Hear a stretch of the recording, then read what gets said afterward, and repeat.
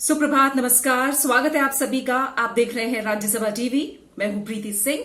आइए शुरुआत करते हैं सुर्खियों के साथ। सरकार के ठोस उपायों और बेहतर प्रबंधन के कारण देश के 325 जिलों में कोई भी व्यक्ति कोविड-19 रोगी नहीं मिला है। पिछले 14 दिन में 27 जिलों में किसी भी व्यक्ति के संक्रमण की पुष्टि नहीं हुई है। कुछ जिलों में कंटेनमेंट रणनीति लागू करने के सकारात्मक परिणाम आए हैं। उनमें से एक पुदुचेरी का माही जिला है, जहां पिछले 28 दिन से कोई नया मामला सामने नहीं आया। वहीं अंडमान और निकोबार द्वीप समूह में किसी नए रोगी के सामने नहीं आने से ये क्षेत्र कोरोना वायरस मुक्त घोषित कर दिया गया है। दूसरे चरण में लॉकडाउन का कड़ाई से पालन किया जा रहा है। राज्यों ने लॉकडाउन के उपायों को लागू करने के प्रयास तेज कर दिए हैं। ऐसे इलाके जो संक्रमण प्रभावी नहीं हैं, उन इलाकों में 20 अप्रैल से सशर्त छूट दी जाएगी। सभी राज्यों के मुख्य सचिवों से कहा गया है कि अन्य राज्यों में काम करने वाले मजदूरों और लॉकडाउन के कारण फंसे व्यक्तियों की सुरक्षा, आवास और भोजन के लिए पर्याप्त व्यवस्था की जाए। केंद्रीय गृह मंत्रालय ने निर्देश जारी किया है कि सरकारी अधिकारियों और कार्यालयों में किसी भी उद्देश्य के लिए जूम मीटिंग प्लेटफॉर्म का इस्तेमाल नहीं किया जाना चाहिए। मंत्रालय से परामर्श में इस प्लेटफॉर्म के इस्तेमाल के प्रति चेतावनी दी गई है। प्राइवेट यूजर को भी यह सुनिश्चित करने को कहा गया है कि इस प्लेटफॉर्म के इस्तेमाल के संबंध में भारत की कंप्यूटर सुरक्षा एजेंसी सर्च इन की एडवाइजरी का पालन किया जाए। इस बीच कई प्रमुख कंपनियों ने सुरक्षा के प्रति बढ़ती चिंता के बीच इस प्लेटफॉर्म के इस्तेमाल पर प्रतिबंध लगा दिया है।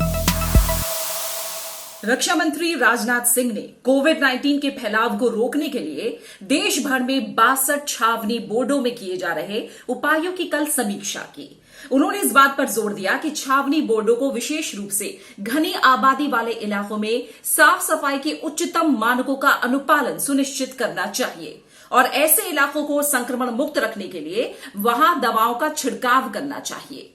रक्षा मंत्री ने कहा कि कमजोर वर्गों, प्रवासी और दिहाड़ी मजदूरों के लिए भोजन और आश्रय की व्यवस्था पर विशेष ध्यान दिया जाना चाहिए।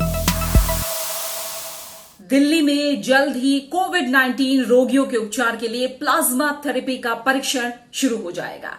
इस थेरेपी का इस्तेमाल केवल गंभीर रूप से बीमार और वेंटिलेटर पर रखे गए मरीजों के लिए किया जाएगा।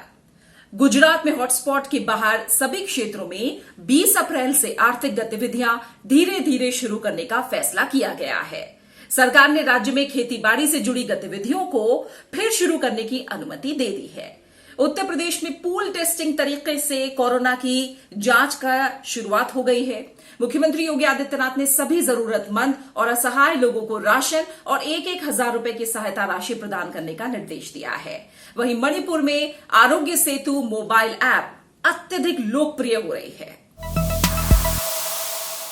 सरकार ने कॉलेजों और संस्थानों को निर्देश दिया है कि सामान्य स्थिति बहाल होने तक फीस के भुगतान का दबाव न बनाया जाए।